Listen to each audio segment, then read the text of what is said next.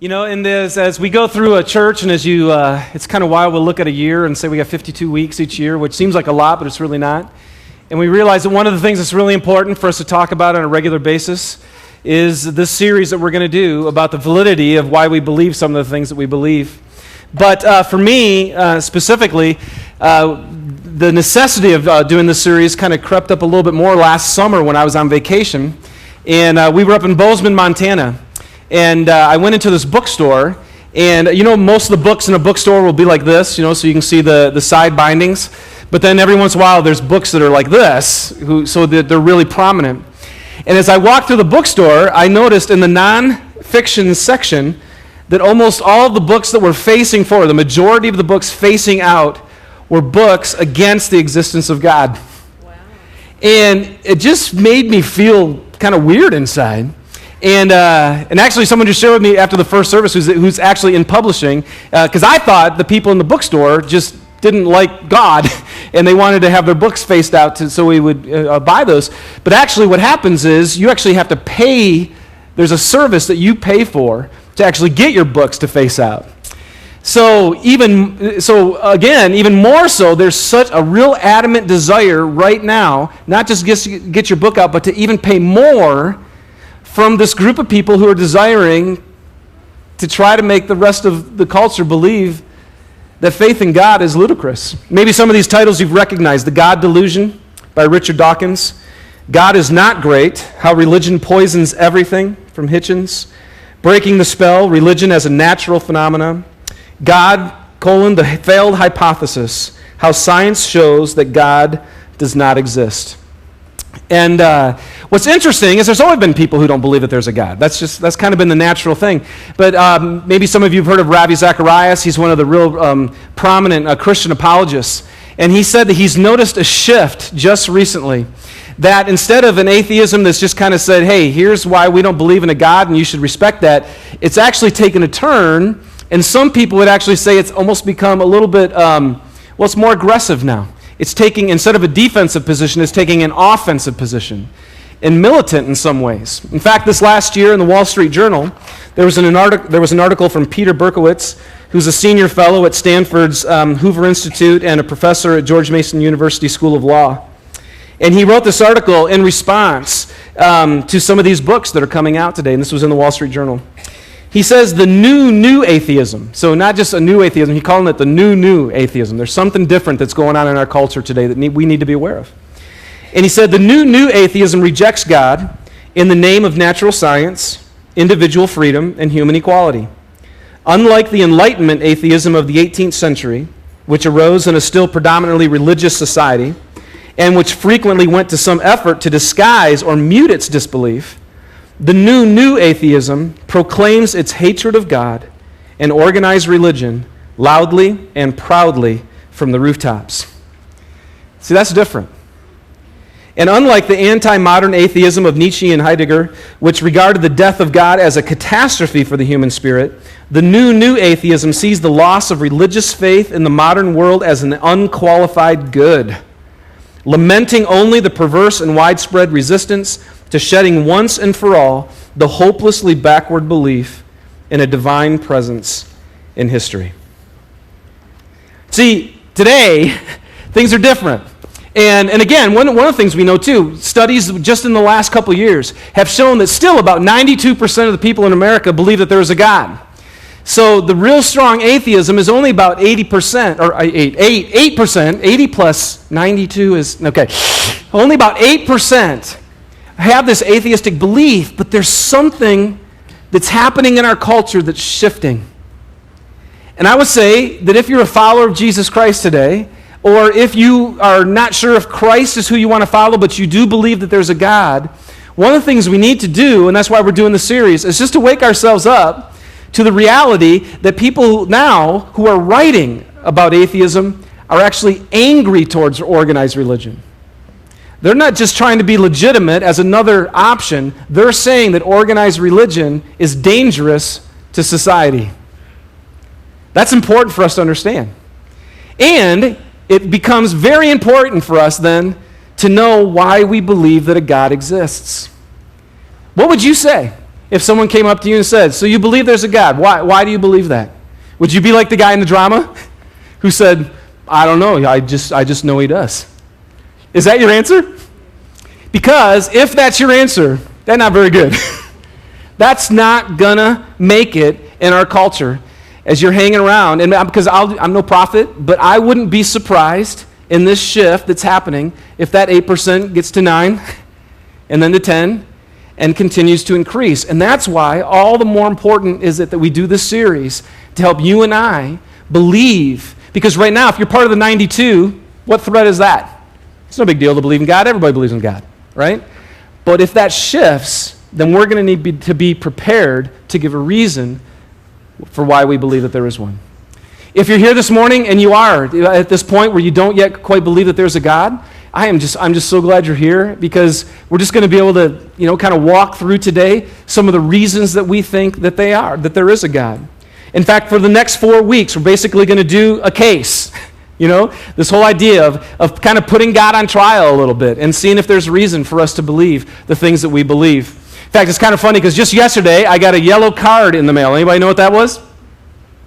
Yeah, jury duty. Thank you very much. All right.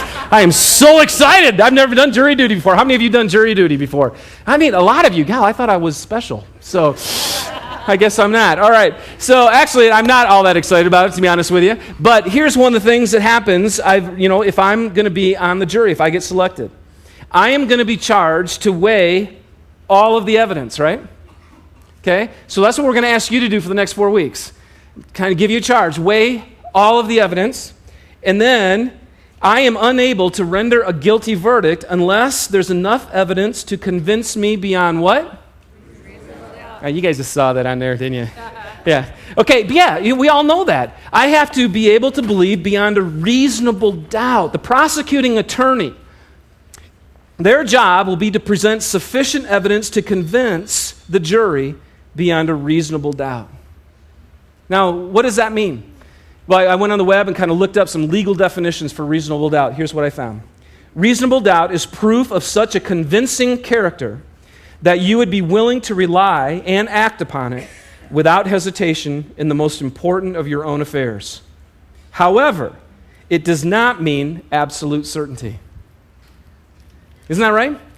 Now, because I know that. Like if I'm on a jury, and you guys who've been on a jury and you listen to that case, there is no way that you can know something and have it be proven with absolute certainty. And so what they ask is that you do it with reasonable doubt, though. And so when we come to this series, that's all I want to ask you as well. And why is that? I think because lots of life just works that way. We make decisions all day long on high probability and not absolute certainty. How many of you drove to church today? Okay? How many of you had absolute certainty that you were going to make it here without an accident? You can't. There's no way that you can have absolute certainty that that wouldn't happen. And yet, what'd you do? You hopped in your car. Why? Because you had, beyond reasonable doubt, I'm going to make it, right? So I get here this morning, and I walk over to my chair, and that Captain Crunch of cereal box was down there. And I'm like, oh, I love this stuff. And I went, oh, it's open. Wait a second. You don't just stick your hand and eat something that's open because who knows if somebody put something in there, right? I actually didn't eat the cereal because I didn't know what was going on in there, right? So I didn't have enough reasonable doubt. So how many of you, you'll get, maybe a lot of you after you get out of here today, you're going to go to a fast food restaurant and you're going to eat lunch. Now, do you have absolute certainty that that food hasn't been messed with? Can I just tell you, I used to work at Burger King. Can I just say you want a little bit more doubt in what you're doing? Because you have no idea. But you know what? You're going to go to that restaurant and you're going to eat it without absolute certainty that somebody didn't spit on that or drop it on the floor. And I've never seen that happen, But you are going to believe beyond a reasonable doubt that it's okay to eat this food. Okay, you guys. You're the jury. You are the jury. One of the cool things about God is He said it's up to you. You get to make your choice. And I'm going to tell you right now, I'm not even going to try to prove to you today with absolute certainty that there's a God, because I can't. God has done this amazing thing where we're going to see, hopefully today, that He's given us enough proof to believe in something beyond a reasonable doubt. but he left something for us. He didn't give us the ability to know it with absolute certainty because he wants us to have faith. And that's what we're going to do here. And what's in this book, Reason for God by Tim Keller, I'm going to mention quite a bit out of here today. It's a new book that's out, really sharp pastor in New York City. But he talks about that you guys really, it doesn't matter if you're in the scientific camp or the ones that don't believe that there's a God or if you're a religious person. Either one of those, you can't prove the existence of God or the non-existence of God. Neither camp can. He goes, so we need to stop talking about proving it, but what we could talk about are clues. Are there clues out there? And that's what we want to do through this deal, is kind of look at some of the evidence that's out there, and can we, as a jury, come to a conclusion that, you know what? Beyond a reasonable doubt, I can believe that there's a God. Before I jump into these four things, I just wanted to also just real quick hit 1 Peter 3:15, because it says this, be prepared to give an answer to everyone who asks you to give the reason for the hope that you have. And if you have hope that there's a God, I'm telling you right now, you've got to be able to give a better reason than this guy did. Now, I'm not saying, and we'll get to this as well, it's not saying that it's okay, not bad to say, well, I just know that he is. There is part of that, and we'll get to that later. But you've got to equip yourself better. But here's the key. Right after it says that, it says, but then you do this with gentleness and respect. I think one of the biggest problems is that some of us, especially, man, if you're in high school, or even more so, if you're in college today, I remember even when I was in college, and I know it's worse, you are deemed pretty much an idiot if you believe this whole God thing. Okay? See, there's not a whole lot of gentleness and respect. But it goes just the other way around as well. I know many Christians, though, as soon as you feel like you've got all the answers, you think it's ludicrous to believe that there's not a God. And I just want to say right now, I think there's pretty good evidence on either side. Okay? And so when you start to believe things strongly, so God help me today, because I do kind of believe this strongly, that we will share this with gentleness and respect. Because people have opinions and thoughts, and there's some validity on both sides. All right, here we go. Today, what I'm going to do is I'm going to present to you four witnesses to hopefully give us a little bit of reason to believe that God might exist. The first one is just the fact that things exist. Okay? Classically, this argument can be called the cosmological argument, and it basically just asks the question, why is there something rather than nothing? Now, I know, my wife's the philosopher in our family. I'm not. Do you guys? Some of you may stop and actually think about that kind of stuff. Why does anything exist? Why is the person next to you there? Why did the birds wake me up this morning, chirping, nice and early? Why is the sun rise and the mountain? Everything. Why does it exist? And the one thing we know is that all things that exist are contingent. They're dependent on something else for their existence. Nothing is utterly independent, self-caused, or self-reliant. Now that's interesting. If something actually is here, you know that it's here because something actually caused it to be there. And then what we know from the second law of thermodynamics is that everything is in a gradual state of entropy. It's slowly disintegrating. It's breaking down. It's falling apart. It's not getting better.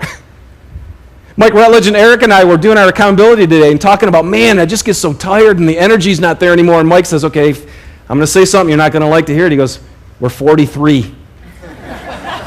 And as soon as he said that, I just thought, yeah, dude, when I was 23, it's completely different. I'm not getting better, are you? I'm getting bigger, but not better, right? It's falling apart. We kind of know that. Now, here's the question. If all things are contingent and they're actually fading, not increasing, they're not independent, they're not self-caused, they're not self-reliant, then the question just begs itself, what is responsible for everything that exists? Why does anything exist at all?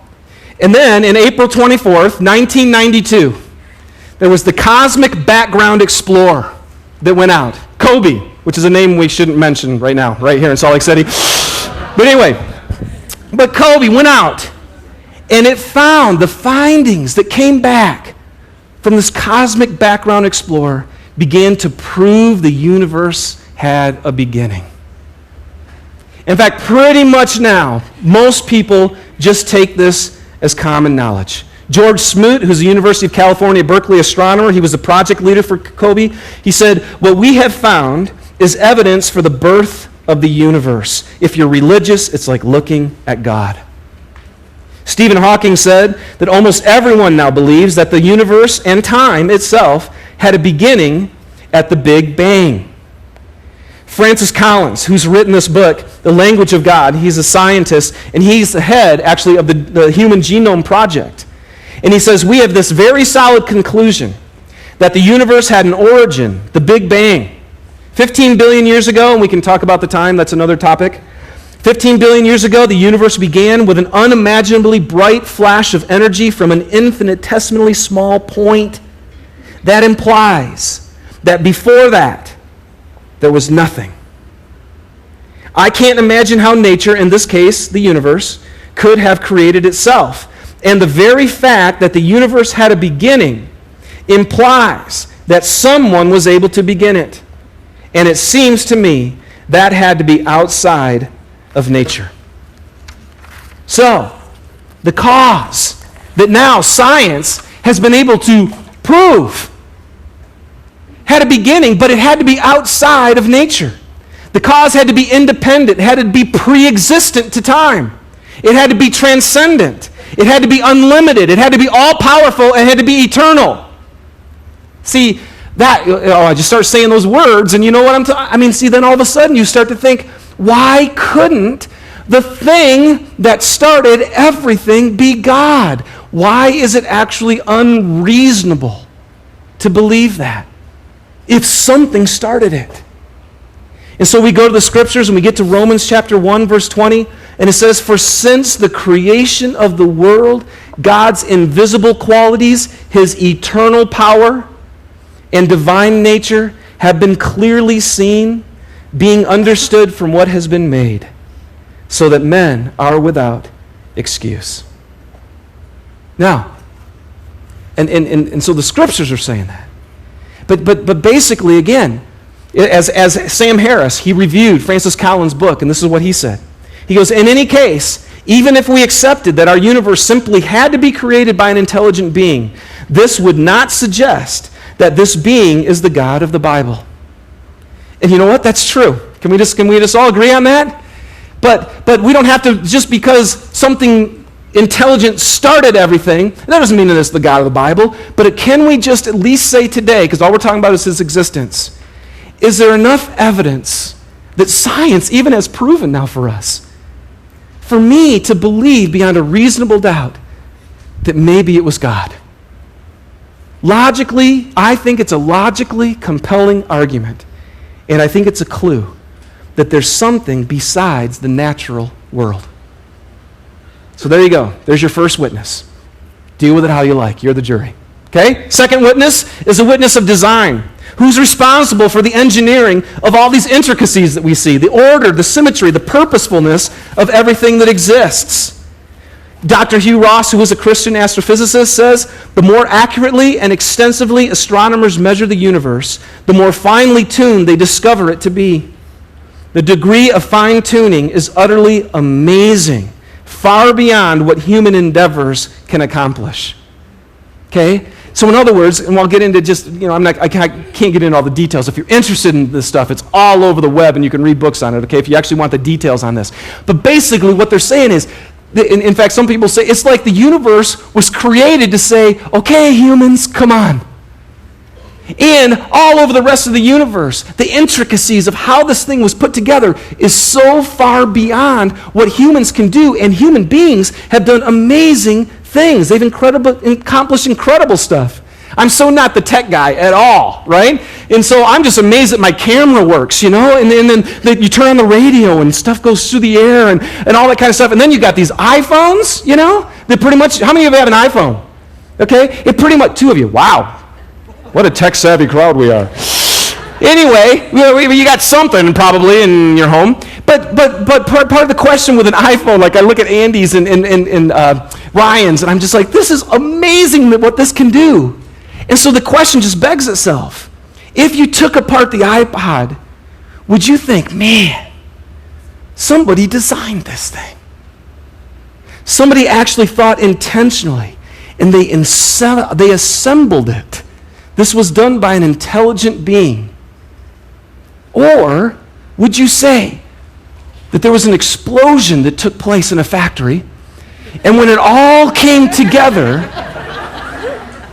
it was the iPod? Now, no, hold on. Because if any of you are out there and you don't believe in this, you're going, oh, get me up there.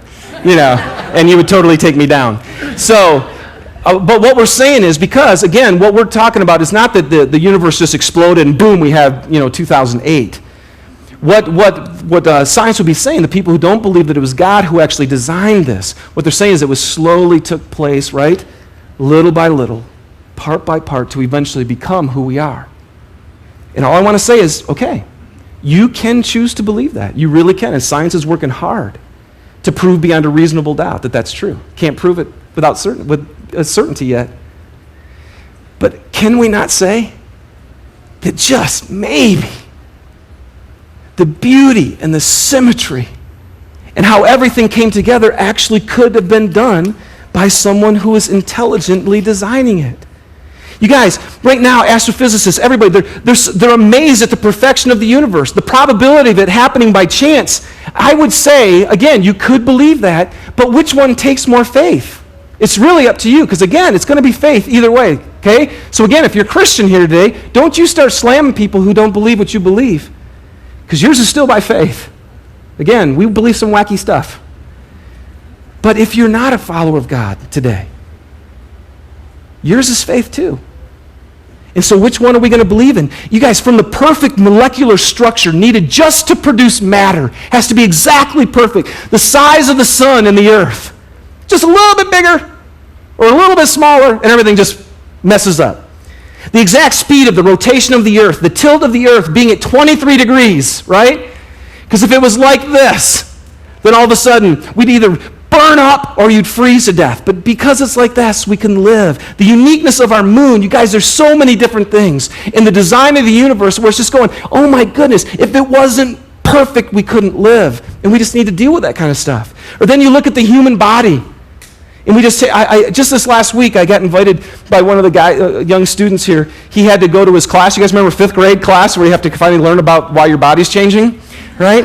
And so his dad couldn't be there, so I went with him and sat in the class. And as we're sitting there talking about learning about the body changes and learning about the opposite sex and what their body's doing and learning what happens when those two bodies come together, and I'm just sitting there going, this is unbelievable. No, I knew it, but it was,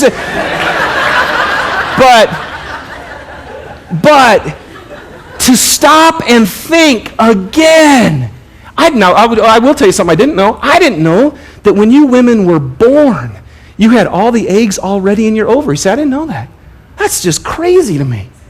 And then all of a sudden, right at the perfect, it's just unbelievable. I wanted to call someone in the medical community and say, how, when you look at the unbelievable complexity of our body, do you think that happened by chance? It's just hard for me to understand the way our mind works and the fact that we can feel things and reason and think. It's just crazy. Even Darwin said, to suppose that the eye with so many parts all working together could have been found by natural selection seems, I freely confess, absurd in the highest possible degree. Now, what Christians do is they stop there, right? We only read that verse. You need to go on to his next statements because he brings 2 more sentences to say, even though it's absurd, I think it's possible based on his theory. Okay? So, again, all I want to say to you is your choice. Who designed this? Complete accident? Just happened to stop and think about your body. Complete accident. Just happened to figure that out. Or was it designed? The next time you study the body or you examine the intricacies of the universe or you hold your baby, or I took my kids up in the mountains yesterday and you look at the grandeur of the mountains, then you take a little flower and you look at the intricacies. The next time you do all that, you just have to answer your question, did all this happen by chance or is there an incredible engineer behind it all? And again, there's your second witness. You're the jury. You can decide what you want. But I think, again, it's pretty decent evidence that helps me at least to believe without a reasonable doubt that there's someone who actually put this together. All right? The third witness is morality. And this question basically says, how does someone account for the fact in human beings worldwide that there's a kind of moral code that provides humans with a sense of moral oughtness? And this has just been a classical argument that people have been trying to figure out throughout history. Why do humans believe that some things are right and some things are wrong? And again, if you follow some of the natural evolution, basically the thought is that what helps you to survive eventually starts to change into your genetic code so that things that are right you start to honor just because it helped you to survive, okay? So that would be their answer to that question.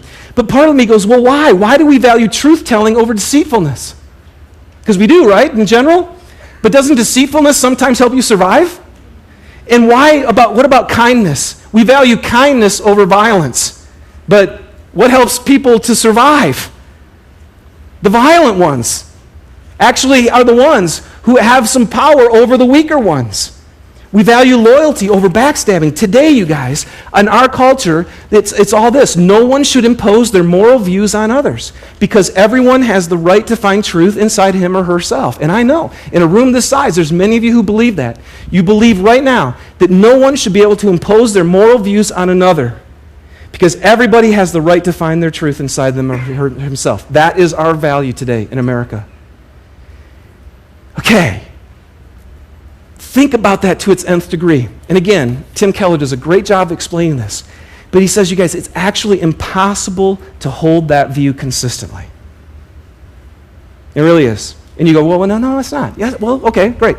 So you go to bed tonight, right? And someone breaks into your home, ties you up, and I won't even, you go ahead, and you, because I don't want to say things in here, but sometimes, you watch TV. Imagine what they do to you and to your family, and they steal all of your stuff. And you know why? Because they don't have any money, and they needed that to survive. Or maybe they just needed money for their drug habit. Okay? And that's what they needed to do to survive. And you're going to say, well, you know what? That's okay. No, you're not. You're going to go, that is wrong. Well, wait a second. Why is it wrong? How are you? Why are you? Do you know the condition of that person and the thing they've gone through in their life that brought them to that place that made them do that thing? Maybe it was right for them in that moment. No.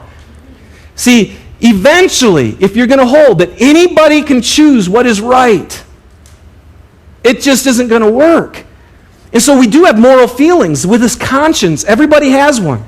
And sometimes we'll just stop right there and go, why that? But we need to go a step deeper. Because beyond the moral conscience, there's this thing that Keller calls the moral obligation, where some things ought not to be done regardless of how a person feels, or regardless of how the community feels, or if it's in your own self-interest or not. It just shouldn't be done. You know, one of the things I love about our world today right now, I really do, is there is such a high value for human rights, isn't there? It doesn't matter if you're a follower of Christ or not. It doesn't matter if you're a believer or an atheist or not. There's this really great value going on in our world for human rights. And I want to say, praise God, that's awesome. That every human being has dignity. And it is wrong to violate the equal dignity of other human beings. But the question is, why should we believe that? Why do we believe that? Keller says if there's no God, then there's no way to say one action is moral and another immoral, but the only thing you can say is, I like this. If that is the case, who gets the right to put their subjective, arbitrary moral feelings into laws? You may say, well, the majority has the right to make the law. But do you mean that then the majority has the right to vote to exterminate a minority? And if you say, well, no, that's wrong. Well, then you're back to square one. Well, then who says? Who says that's wrong? That the majority has a moral obligation not to kill the minority. Why should your moral conviction be obligatory for those in opposition? Why should your view prevail over the will of the majority? See, all of a sudden you've got to say, man, wait a second, no, that's right. You look at Germany and you look at Hitler and you go, well, maybe they thought they were right. Who are we to tell them they were wrong? Who's right? Who's wrong? I don't know. Well, we need some basis that's bigger than my opinion. Well, where do you get that from? That's the question. And so then all of a sudden, you look at nature and violence as well. Okay, right? Have you guys seen, how many of you have seen The Battle at Kruger on YouTube? Oh, wow, am I a geek or what? 2 of you. All right, thank you for joining me. Basically, what happens, you guys go home and Google your YouTube, or however that works, and put in Battle at Kruger, and what you'll find is these people are on a safari, and they see these lions crouching, and then this herd of water buffalo come around this other end, and they're watching, oh my gosh, they're going to engage each other. And then sure enough, all of a sudden the lions just pounce and they run after him. The water buffalo turn and bust, but the lions catch the baby water buffalo, grab it, pull it into the water, and the whole, what do you call them, pride of lions just cops, just tearing them apart. And then all of a sudden, these crocodiles come out of the water. And they get up and they start to against the lions. The crocodiles get one end of the baby water buffalo, and the lions get a hold of the other one, and they're pulling back and forth trying to get this thing. And then the lions finally win, and then all of a sudden the herd of water buffalo come around the back. And they come in and they're literally throwing lions up in the air to save this little water buffalo. Now, see, we watch that, right? And we go, wow, nature's amazing. Right? You watch that and you guys, you know. Because why? It's the survival of the fittest, right? When you look at nature, you know. The stronger one takes down the weaker one, and that's just the way it works. But when it comes to human beings, what do we say? If violence in nature, why is that wrong for strong humans to trample down weak ones? Apparently, it's not natural. Nature must be in some part unnatural. Because inside of us, we know that it's not okay, and every human being knows that there's dignity within the person. And you got to ask your question, where does that come from? Because your view of a person will not be the same as the other person, and yet somehow, if we don't get this settled, we will destroy each other. And basically, that's just an argument to say, because, could it be that instead of natural selection growing up with inside of me in a genetic code, because if I do these things, it helps me to survive, and so that's what becomes moral. But then you look at nature, and it's like, that boy, Battle at Kruger didn't look real moral. There's something else inside of us. So again, I just want to say, there's your third witness. Could it be that there's a God who is love? That there is a God who loves justice? That there is a God who loves peace? And that there's a God who said, you and every person was created in my image, and your value was worth my life. And again, you can't prove it with absolute certainty. But for me, it's a reason to believe beyond a reasonable doubt that the reason every person knows that a person matters is because there's a God who says we matter, and he put it into us when he created us. And not just a natural selection that took place in our being. All right, there's number 3. Number 4, all right, checking out my time. Here we go. I can't remember what time the service started. 10:45, 11:45. Okay, we're good. Here we go. Here's your fourth witness, and that's just experience. There's personal experience.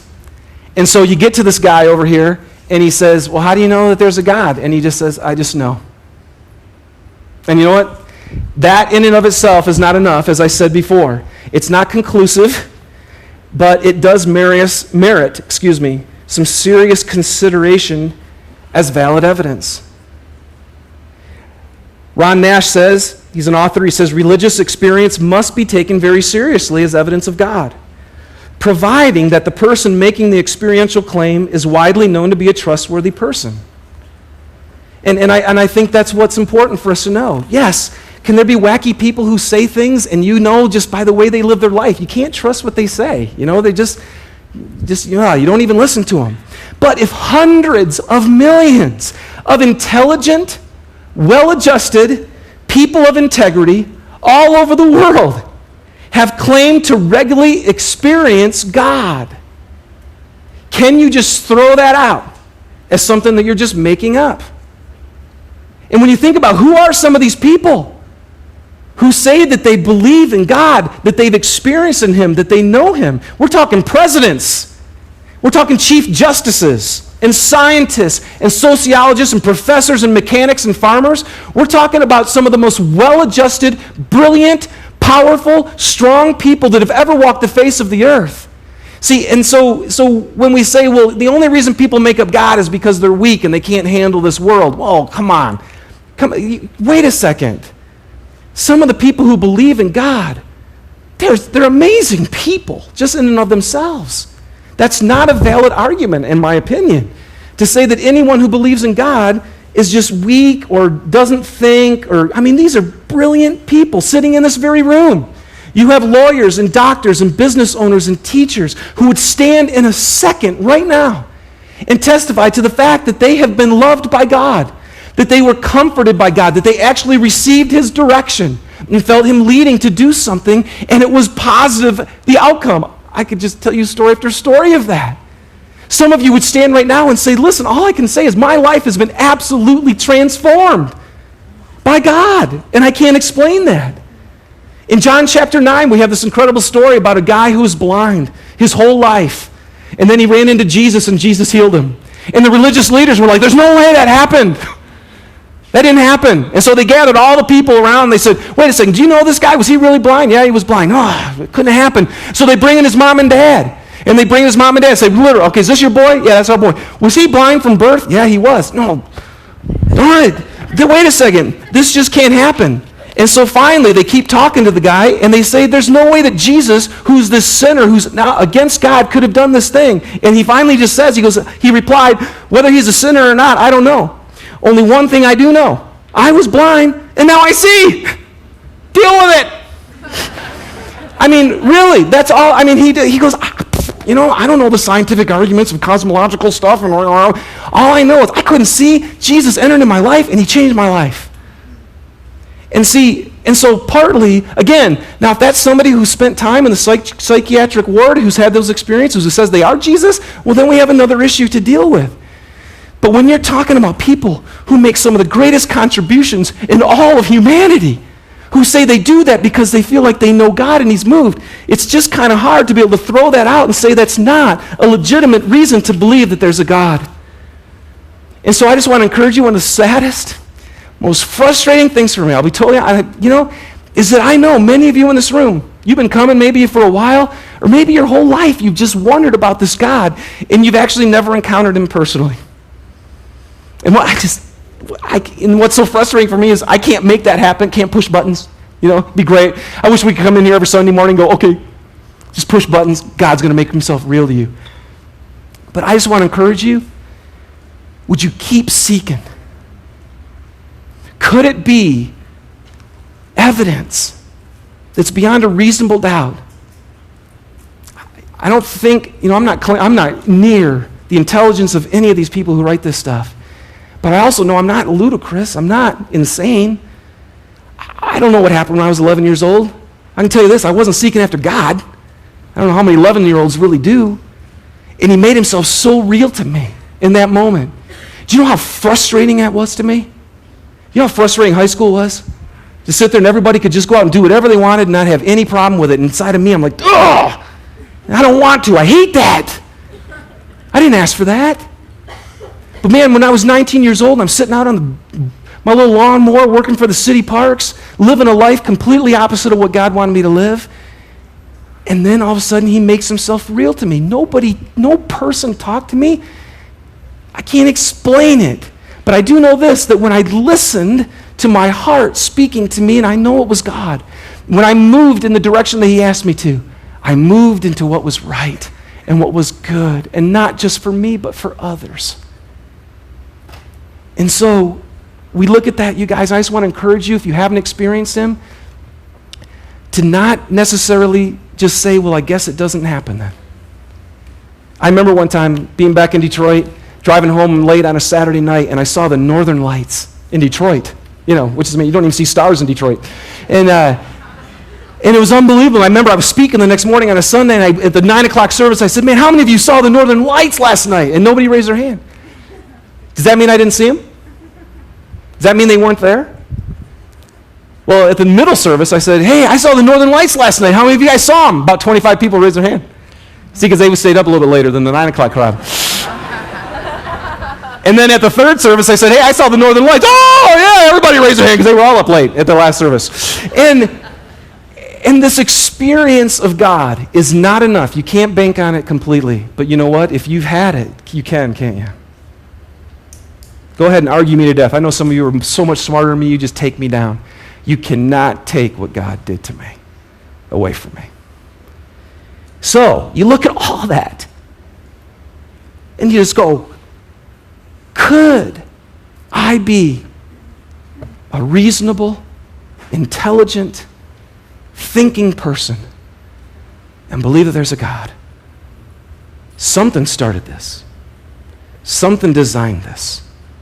Something put moral oughtness inside of us for the dignity of other humans. And sometimes something just meets you face to face and changes your life. And so as we finish out today, we just want to give you a chance to think about that. I know the other thing that people will kind of mention is that I didn't even get into this. You guys, that's why there's so much more to read. Read about beauty. Why is there beauty? Why is there music that moves you and sights that just go to your deepest being? And one of the things people will say is, if you feel hungry, you have this desire inside of you, that's because there's actually food that can meet that desire. Or you get tired and there's sleep, or you have a sexual drive and you can actually have sex. I mean, there's a satisfaction to that thing. But even people who have everything, sometimes they get to that point and they go, but it's not satisfying me. There's something inside of us that longs for even more than what this world can offer us. And sometimes people will say, maybe that's God. Maybe it's because there's something outside of the natural world that is meant to satisfy your soul, which isn't natural. And so we're going to worship this one. For those of you who believe in God today, here's your chance just to go, thank you that I'm not an idiot. Thank you, as Romans 1:20 said, that you have done enough. Okay, let me read that for you again. Simply says, since the creation of the world, God's invisible qualities, his eternal power and divine nature have been clearly seen, being understood from what has been made, so that men are without excuse.